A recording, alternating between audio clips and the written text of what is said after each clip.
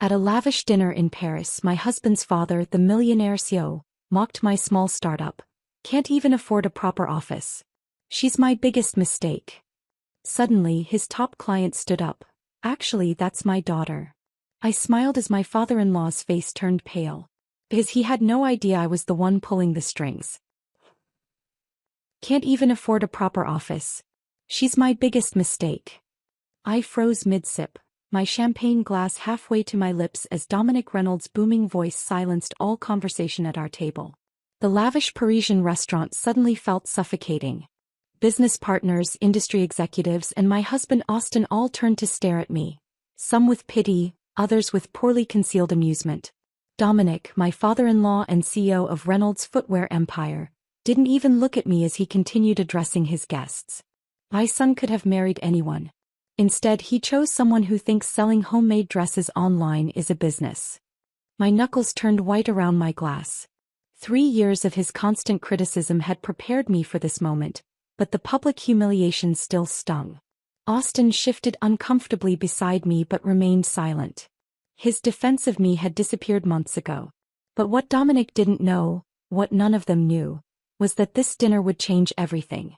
6 months earlier, I sat on the floor of my small work area, a converted storage room in our apartment that served as Lucid Design's headquarters. Fabric samples surrounded me while my laptop displayed disappointing sales figures. A clothing line I'd poured my heart into wasn't connecting with customers, and our savings were dwindling fast. The door opened and Austin walked in, loosening his tie. "Hey, Dad called. Dinner at his place tonight at 7. I didn't look up. I need to finish inventory and update the website. Tell him I can't make it. Lucy, please." Austin's voice carried that familiar tension. He just secured the Miller contract. "It's a big night for the company." "It's always a big night for the company," I muttered, but I recognized the look on Austin's face. He wouldn't stand up to his father, not tonight or any night. "Fine. I'll be ready by 6:30. Dominic's mansion stood as a constant reminder of what Austin was expected to inherit and what I was expected to appreciate being connected to. I smoothed my simple black dress before following Austin through the imposing front door. There he is.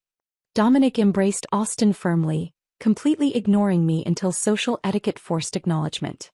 "And Lucy? Still working on that little clothing project?" "Lucid Designs increased online orders by 15% this quarter," I replied with a forced smile. Dominic smirked. 15% of nothing is still nothing, sweetheart." Austin said nothing, just led me toward the dining room. Throughout dinner, Dominic praised Austin's contributions to Reynolds footwear while occasionally tossing condescending comments my way. "When are you two giving me grandchildren?" he asked, his gaze fixed on me. "Surely that little shop isn't worth postponing a family for." Before I could respond, Austin jumped in. "We're focusing on our careers right now, Dad." "Your career," Dominic corrected, pointing directly at Austin. "Lucy's hobby shop hardly counts. If she'd just take the position in our marketing department, you two could afford a proper house instead of that apartment." I'd heard this suggestion, more like command, since we married. Work for Dominic, abandon my dreams, become another Reynolds puppet. I stayed quiet, a skill I'd perfected at these dinners. The next morning, while sorting through bills, I found an unmarked envelope. Inside was a handwritten note that sent me stumbling backward. Asterisk, "Lucy, you don't know me, but I am your biological father. My name is Skylar Davidson. I've been searching for you for years. If you're willing to meet, here's my number." Sis. I called my Aunt Beth immediately. She had raised me after my mother died when I was 8. "Did you know about this?" I demanded when she answered. "That my father was looking for me?" The silence on the line confirmed my suspicion before Beth finally spoke. "He contacted me last year. I told him to leave you alone." "You had no right," I said, surprising myself with the anger in my voice. "He abandoned you and your mother when you were a baby," Beth replied defensively. "Now he wants back in your life? I was protecting you. Mom always said he couldn't handle responsibility. That he was a nobody." "Your mother was protecting you from feeling rejected," Beth said gently. "He wasn't a nobody. He chose his business ambitions over family. And apparently he succeeded beyond anyone's expectations." For 3 days I carried his number everywhere, taking it out, putting it away, arguing with myself. Austin thought meeting him was a bad idea. He abandoned you, Lucy. What could he possibly offer now? Answers, I replied simply. I have a right to those. The cafe I chose was quiet, tucked away from the busier parts of town. I arrived early, ordering coffee I couldn't drink as I watched the door. When a tall man with silver-streaked dark hair and startlingly familiar green eyes walked in, I knew immediately. Lucy. His voice was hesitant. We sat in awkward silence before he began his explanation. Skylar Davidson had left my mother believing he couldn't provide properly for us. He'd intended to build something substantial in return. Pride kept him working, ambition kept him focused, and eventually shame kept him away until it was too late. When I finally gathered the courage to come back, your mother had passed away and you were gone, he explained, genuine pain in his eyes. It took years to find you. Why now? I asked, unable to keep the edge from my voice. Because I learned the hard way that success means nothing without family, he said, his directness catching me off guard. I built a company worth millions and have no one to share it with. Over the following weeks we met regularly. I learned about Davidson Tech Solutions and how he'd built it from nothing. Each meeting felt less awkward than the last as we carefully constructed a fragile relationship. During our fourth meeting he mentioned a partnership he was particularly proud of. It's with a footwear company looking to revolutionize their manufacturing technology. Reynolds, I believe. I nearly dropped my fork. Reynolds Footwear? Dominic Reynolds. Yes, that's him. Do you know him? The universe had a twisted sense of humor. He's my father-in-law. Skylar's expression shifted from surprise to concern. Your father-in-law? That's quite a coincidence. A cruel one, I admitted. He's been trying to destroy my confidence in my business since I married Austin. He thinks I'm beneath the Reynolds name. That doesn't align with the man I've met in business meetings, Skylar said carefully. That's because you're valuable to him, I replied. I'm just the stubborn daughter-in-law who won't fall in line. At our next lunch, Skylar mentioned casually, I've been reviewing the Reynolds contract more closely. His entire expansion plan depends on my technology and financing. Without this deal, his growth strategy completely falls apart. Something clicked in my mind, a possibility both frightening and thrilling.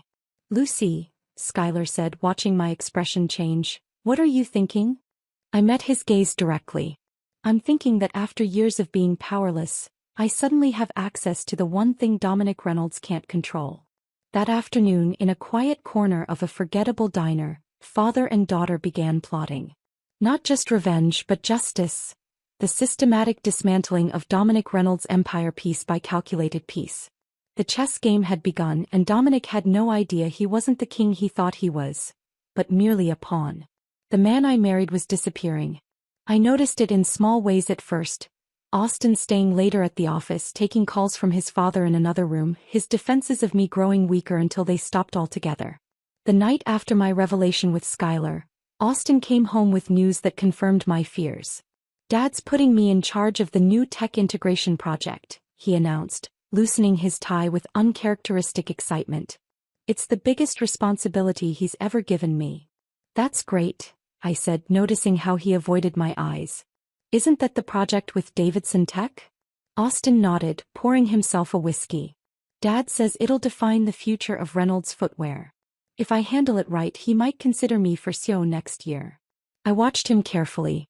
And what about us moving forward with buying our own place? We talked about getting out from under your father's shadow. His expression hardened slightly. Lucy, this is a once-in-a-lifetime opportunity. We need to put everything else on hold. Everything meaning my goals, I clarified. Not yours. That's not fair. Dad thinks. Dad thinks, I echoed. What do you think, Austin? When did you stop having your own opinions? The argument escalated quickly. Words were exchanged that couldn't be taken back. Austin slept in the guest room that night, and I realized with startling clarity that my husband had become a stranger.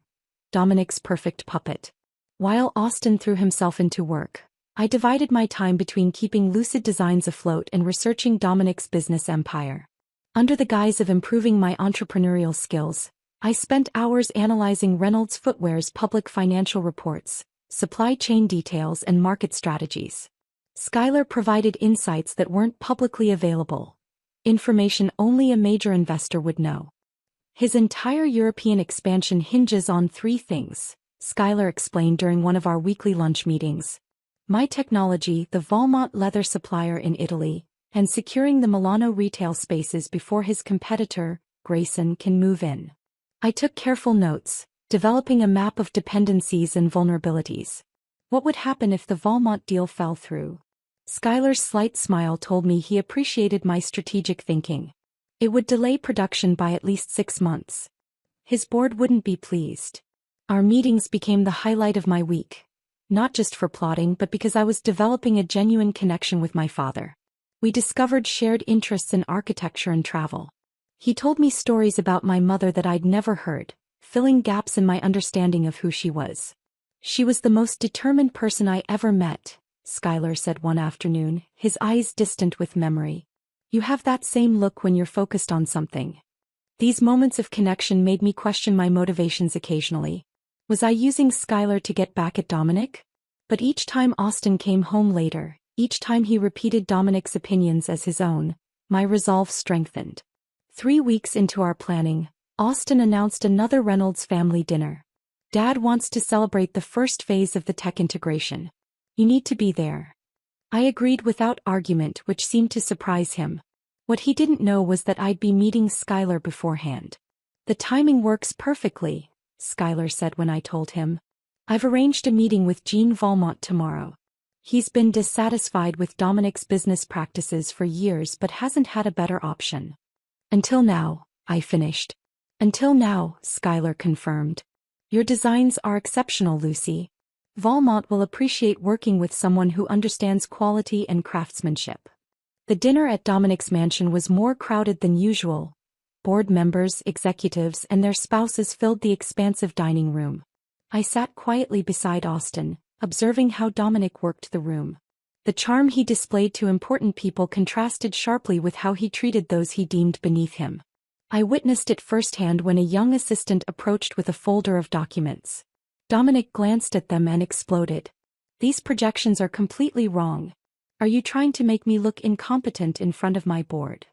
His voice carried across the room as the assistant, a woman probably my age, turned crimson. I'm sorry, Mr. Reynolds. I'll correct them immediately, she stammered. Don't bother, Dominic sneered. Austin, fix this mess. And find someone who knows basic math for next time. The young woman retreated, visibly fighting tears. Austin immediately took the folder and began reviewing the contents, not sparing a glance for the humiliated assistant. Later, I found her in the hallway still trying to compose herself. He does that to everyone, I said, offering her a tissue. It's not about you. She looked at me cautiously. You're Austin's wife, right? I nodded. I'm Lucy. He used to be different, she said quietly. Austin, I mean. When he first started, he would stand up to his father when he treated staff badly. Her words confirmed what I already knew but had been reluctant to fully accept. Austin wasn't just enabling his father. He was becoming him. The next morning, I met with Schuyler and Jean Valmont at a small cafe downtown. Valmont, an elegant Italian man in his 60s, studied my design portfolio with interest. Your approach to combining modern design with traditional craftsmanship is refreshing, he said in accented English. But can you handle the scale I work with? That's where I come in, Schuyler interjected smoothly. I'm prepared to finance Lucy's expansion to meet your production needs. Valmont looked between us. And what of my agreement with Reynolds? Their exclusivity clause expires next month, I replied, having done my homework. You're free to contract with additional partners after that. Dominic Reynolds will not be pleased, Valmont cautioned. I met his gaze steadily. Mr. Valmont, I'm offering better terms, more creative freedom, and a partnership that values your expertise. Can Dominic say the same? 2 hours later, I had secured my first major supplier. The same one Dominic was counting on for his European expansion. The chess piece had moved. Within days, Valmont would inform Reynolds Footwear that they could fulfill their current order but would be reducing their commitment for the upcoming season. When I returned home, I found Austin frantically working on his laptop. What's wrong? I asked, hiding my satisfaction behind concern. Supply chain issues, he muttered without looking up. Dad's going to explode when he finds out. I placed a sympathetic hand on his shoulder. I'm sure you'll figure it out. And as I walked away, I felt the first thread of Dominic's carefully woven empire begin to unravel. Another order from Boutique Elise in Chicago? I stared at my laptop screen in disbelief. That's their third bulk purchase this month. My small team of 3, myself, Jenny from design school, and Rita who handled our finances, gathered around my desk in our new office space. Yes, an actual office, not a converted storage room. The exposed brick walls and industrial windows gave Lucid Designs the professional atmosphere I'd always envisioned. And look at these online metrics, Rita pointed to our analytics dashboard. Traffic up 213% since the Valmont announcement. The fashion industry had taken notice when Valmont Leathers, supplier to luxury brands worldwide, partnered with my little hobby business. What no one knew was that Skylar had anonymously invested enough capital for me to expand operations, hire staff, and secure this downtown location. The investment firm called again, Jenny mentioned casually. They want to schedule another meeting about possibly backing your fall collection. The investment firm was another of Skylar's strategic moves, a legitimate business entity that served as a front for his financial support. We maintained a strictly professional relationship in public, careful not to reveal our connection. Schedule it for Thursday afternoon, I replied, trying to contain my excitement. And let's finalize the Milano samples. If we're going to disrupt the European market, we need to be ready. Jenny raised an eyebrow at the mention of Milano. Isn't that where Reynolds Footwear is trying to expand? I managed a casual shrug. Great minds think alike, I guess. That evening I arrived home to find Austin waiting for me, an increasingly rare occurrence. The tension in his posture was visible before he even spoke. Your company leased offices downtown? He held up a business magazine featuring a small piece on emerging local businesses. Lucid Designs was mentioned prominently. We needed the space, I replied, setting down my portfolio. With what money, Lucy? Last month you were working out of our apartment and barely making payroll. I'd prepared for this conversation. I secured private investment. People believe in what I'm creating. What people? Austin pressed. Dad says no serious investor would back a boutique operation like yours without seeing years of consistent growth. There it was again, Dad says. I bit back my instinctive retort and opted for a half-truth. Davidson Capital Management. They specialize in emerging designers. Austin's expression shifted from suspicion to confusion. Davidson? As in Skylar Davidson, Dad's tech partner. It's a large firm, I deflected. I doubt Mr. Davidson personally approves every investment. Austin paced our living room. This doesn't make sense. 6 months of struggling and suddenly you're expanding? Taking on Valmont as a supplier. His eyes narrowed. The same Valmont that just reduced their commitment to Dad's European production line? Business is unpredictable, I replied coolly. Something your father complains about constantly. He's been in a complete tailspin since Valmont pulled back, Austin admitted, running a hand through his hair. The board is questioning his expansion timeline. I feigned sympathy while savoring this first taste of justice. That must be difficult for him. The following week brought news of Dominic's first major public setback. The business press reported that Reynolds Footwear had lost exclusive rights to 3 prime retail locations in Milano, locations that had been verbally promised but never formally contracted. The spaces instead went to a consortium of emerging American designers. A group Skylar had quietly assembled with Lucid Designs as the anchor brand. Austin came home that night in a thunderous mood. Dad fired the entire Italian real estate team today, he reported, pouring himself a double whiskey. Said they were incompetent for losing those storefronts. I carefully arranged my expression. That seems harsh. Wasn't it just a verbal agreement? That's not how business works, Lucy, Austin snapped, sounding exactly like his father. When Dominic Reynolds is promised something, it happens. Or what? I challenged, my patience wearing thin. He throws a tantrum and fires innocent people? Austin stared at me, surprised by my directness. You don't understand the pressure he's under. The board is watching his every move since the Davidson deal was announced. And that justifies treating people like they're disposable? You're running a small business with 3 employees, Austin dismissed. Dad manages a global corporation with thousands of jobs at stake. The condescension in his voice broke something inside me. And that gives him the right to be cruel? To humiliate people? To crush anyone who doesn't fall in line with his plans, including his own son? Austin's jaw tightened. What's that supposed to mean? It means I miss my husband, I said quietly. The man who had his own dreams before Dominic drowned them out. The argument ended with Austin grabbing his keys and leaving. He didn't come home that night. Sunday dinner at the Reynolds mansion arrived with predictable tension. Dominic greeted Austin warmly but barely acknowledged my presence, until the topic of business came up. Milano was a temporary setback, Dominic assured everyone at the table. We're pursuing alternative locations that will serve us better in the long run. I heard a group of American designers secured those spaces, Dominic's wife Margaret mentioned innocently, including some local talent. Dominic waved dismissively. Amateur hour. They'll be bankrupt within a year.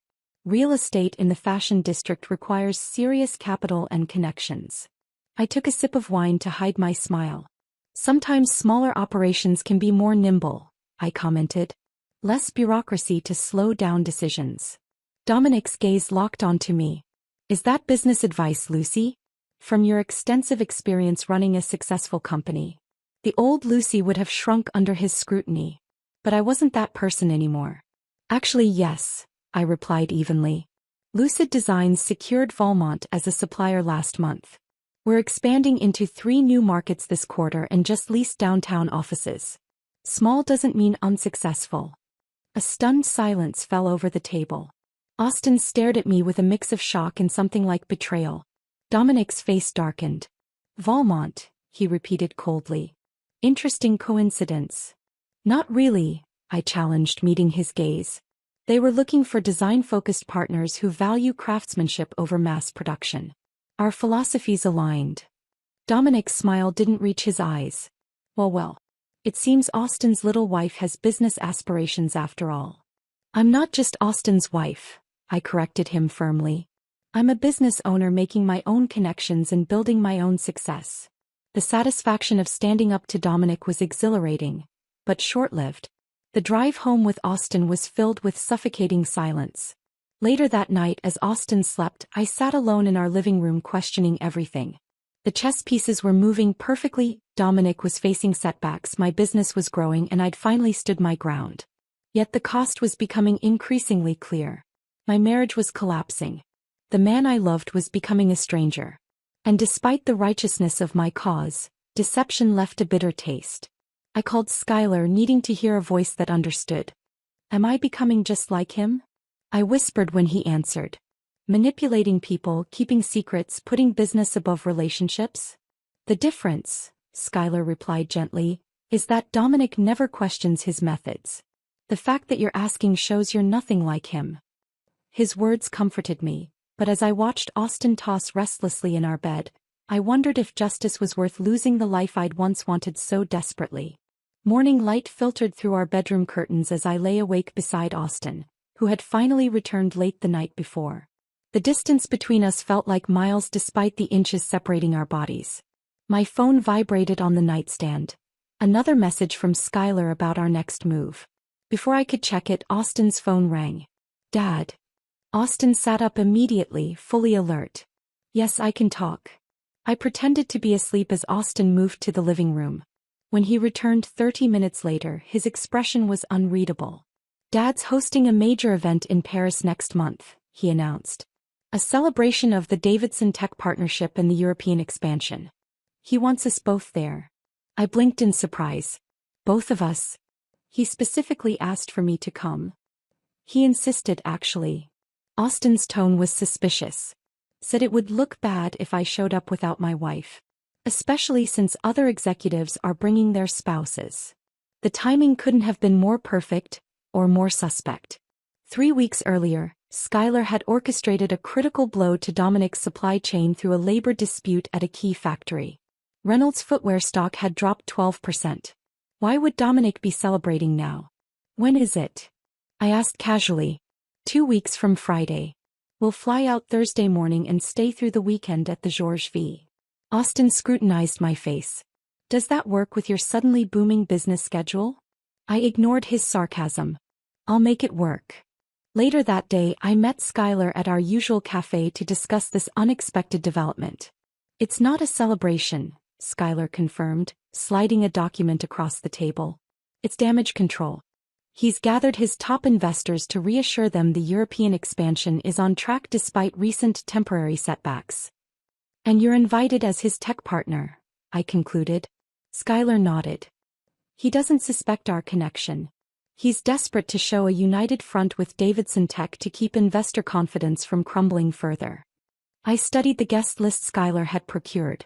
All the major players will be there. The perfect stage, Skylar agreed. Are you ready for this, Lucy? Once we make our move in Paris, there's no going back. The question hung between us. Was I ready? The revenge plot had consumed 6 months of my life, transformed my business and systematically dismantled my marriage. Yet Dominic Reynolds remained standing, arrogant and cruel as ever. I'm ready, I decided firmly. But there's one problem, Austin. For days I grappled with whether to tell Austin the truth before Paris. Each morning I woke determined to come clean, and each night I went to bed with the secret still locked inside me. I loved him once, part of me still did. But the man who shared my home now was more Reynolds than the Austin I married. 1 week before our departure, Austin arrived home with a small blue box. Early anniversary gift, he explained awkwardly, placing it on the kitchen counter between us. Inside was a delicate silver bracelet. I know things have been difficult lately. The gesture caught me off guard. It's beautiful, Austin. I thought you could wear it in Paris, he suggested, a flicker of the old Austin in his eyes. Maybe we could use this trip to reconnect. Get away from all the business stress. His sincerity made my chest ache. I'd like that. That night as Austin slept, I called Skylar in turmoil. I can't do this to him, I whispered, stepping onto our small balcony. Not without telling him the truth first. Think carefully, Lucy, Skylar cautioned. If you tell Austin everything now, he'll warn his father. Everything we've worked for could collapse. He's still my husband, I insisted. He deserves to know before his world falls apart in public. Skylar was silent for a moment. It's your decision. But remember who Austin has chosen to be these past months. Would he have shown you the same consideration? His question haunted me as the days passed. Austin and I circled each other cautiously, both sensing the approaching storm without acknowledging it. The night before our departure, I packed my suitcase with trembling hands, the weight of my decision pressing down on me. Morning came too quickly. Our car service to the airport arrived at dawn, and we traveled in silence until boarding. Austin seemed determined to maintain our temporary truce, handling travel arrangements with practiced efficiency. Dad's sending a car to meet us at Charles de Gaulle, he mentioned as we settled into our first-class seats, another Reynolds perk. We'll have time to freshen up at the hotel before the welcome reception tonight. I nodded, feigning interest in the safety demonstration while my mind raced through tomorrow's events. Skylar had finalized our plan yesterday. The documents were prepared, key players positioned, contingencies established. After months of careful maneuvering, everything would culminate in one decisive moment. Midway through the flight, Austin noticed my unusual calm. You seem different, he observed, studying my face. Normally you're anxious about seeing Dad, but today you're, I don't know, peaceful. I've realized some things can't be changed, I replied carefully. Your father will never respect me or my business. I've made peace with that. Austin frowned. He's been under tremendous pressure. These setbacks with suppliers, the Milano properties, factory issues. It's been one thing after another. Strange coincidences, I remarked. Dad thinks someone's deliberately targeting Reynolds' footwear, Austin confided, lowering his voice despite the privacy of first class. He's had security investigating possible corporate espionage. My heart stuttered, but I kept my expression neutral. That sounds paranoid. Austin shrugged. Maybe. But Dad's instincts about business threats are usually right. The conversation sent a chill through me. How close was Dominic to discovering the truth? Had our chess moves been too bold? Paris greeted us with unexpected sunshine. The drive from the airport to our hotel revealed the city in all its spring glory: flowering chestnut trees, cafe terraces filled with people, the Seine glittering beneath ornate bridges. Our suite at the Georges V was opulently French, gilt mirrors, silk damask, and windows overlooking the Champs-Élysées. In another life I might have been thrilled by such luxury. Now it felt like the elaborate setting for a final act. "The welcome reception starts at 7, Austin reminded me, hanging up his suit. "Dad's booked the entire rooftop restaurant at Le Muris. Everyone who matters in European fashion and retail will be there." I nodded, fingering the silver bracelet Austin had given me. "I'll be ready." When we arrived at Le Muris that evening, the sun was setting over Paris, casting a golden glow across the rooftop. Crystal glasses caught the light, servers circulated with champagne, and the Eiffel Tower provided a picture-perfect backdrop. Dominic had spared no expense. This was a statement of power as much as a business function. I spotted him immediately, commanding attention at the center of the room. Despite recent setbacks, Dominic Reynolds exuded absolute confidence. His custom tuxedo, his booming laugh, the deferential way people approached him, everything reinforced his self-image as untouchable. "Ah, there's my son," Dominic called when he spotted us.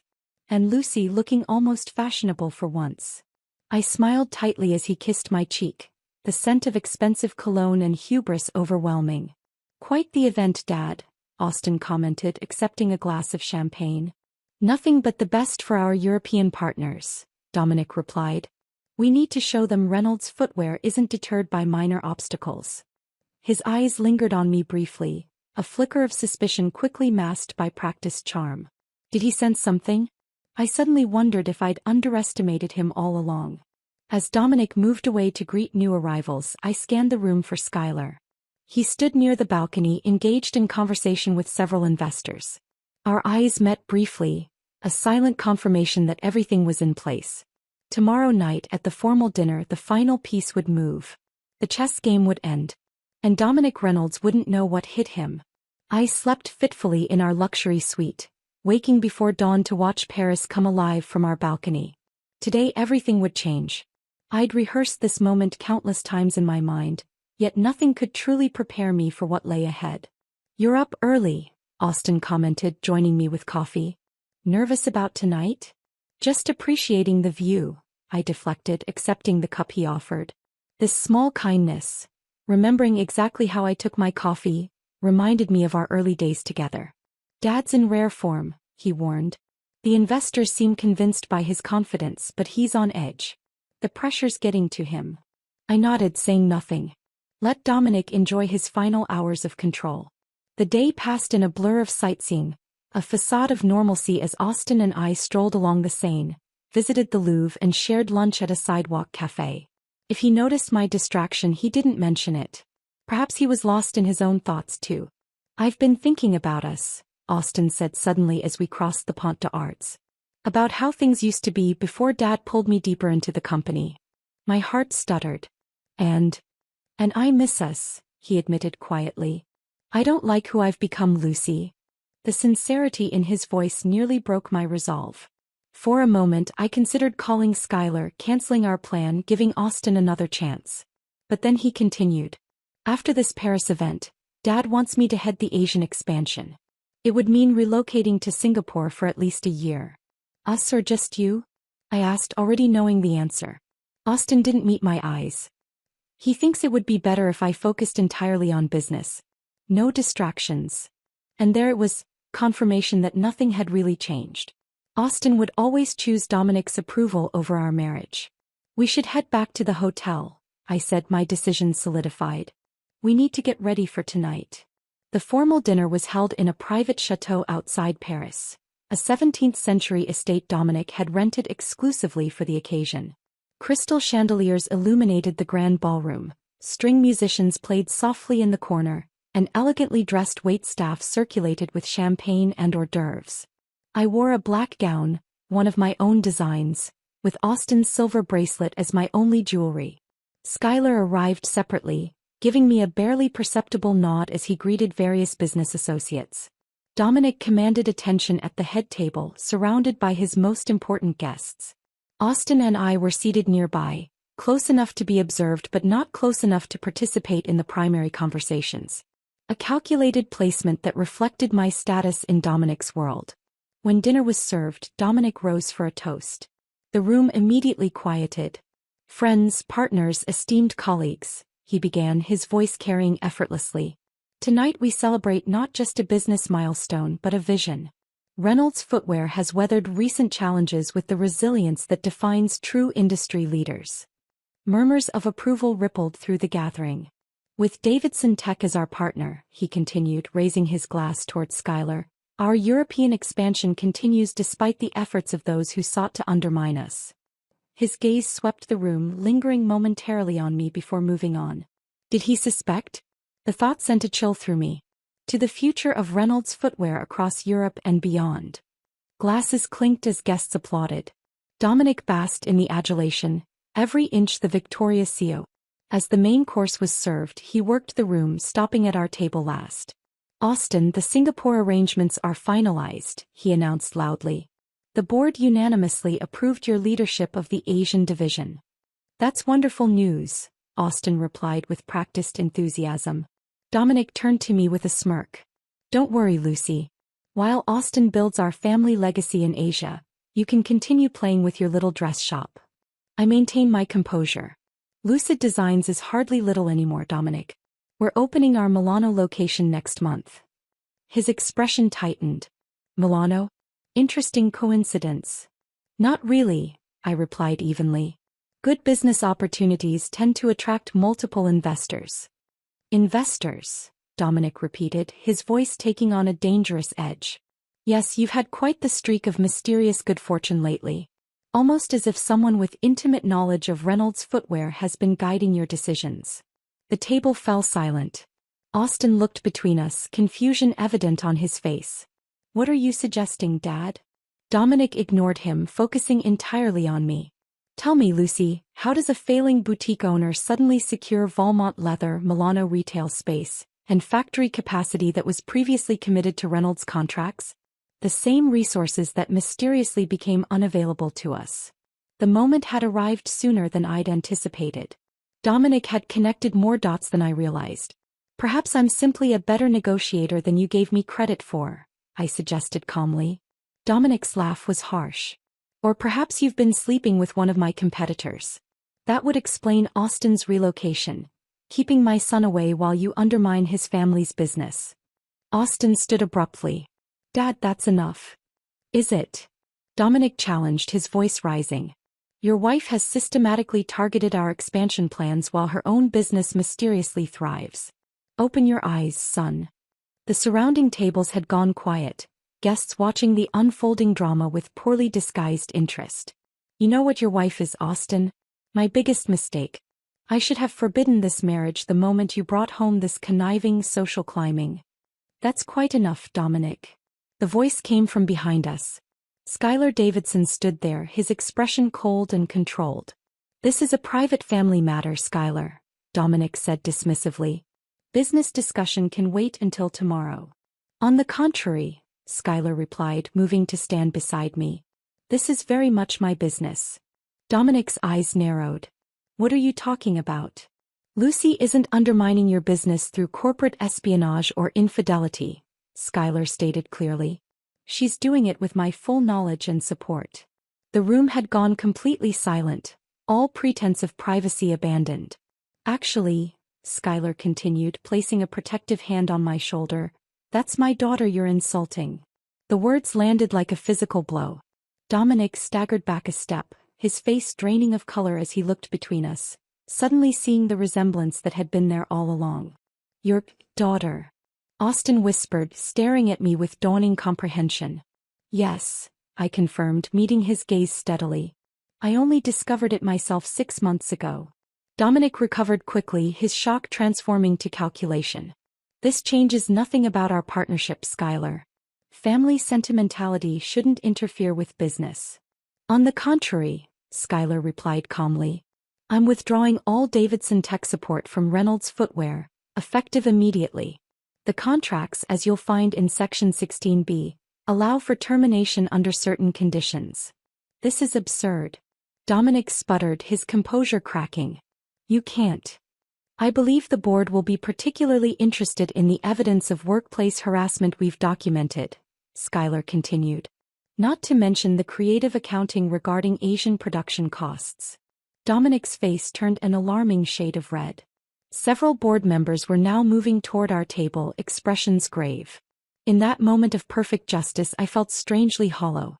Revenge, after consuming my every thought for months, tasted ashen in victory. Austin stood frozen, betrayal etched across his features. You planned this, he said quietly. All of it. Yes, I admitted. There was no point in lying now. After years of watching your father demean me, control you, and hurt countless others without consequence.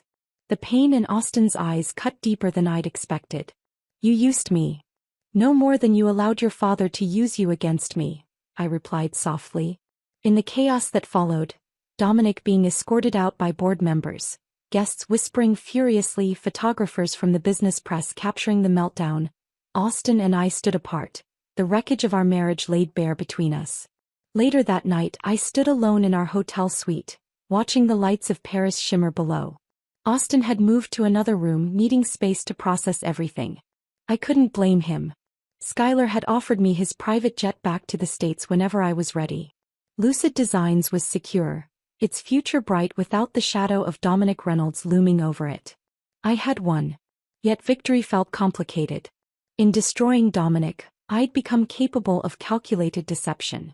In seeking justice, I'd employed methods that troubled my conscience. The line between righteous vengeance and simple revenge had blurred somewhere along the way.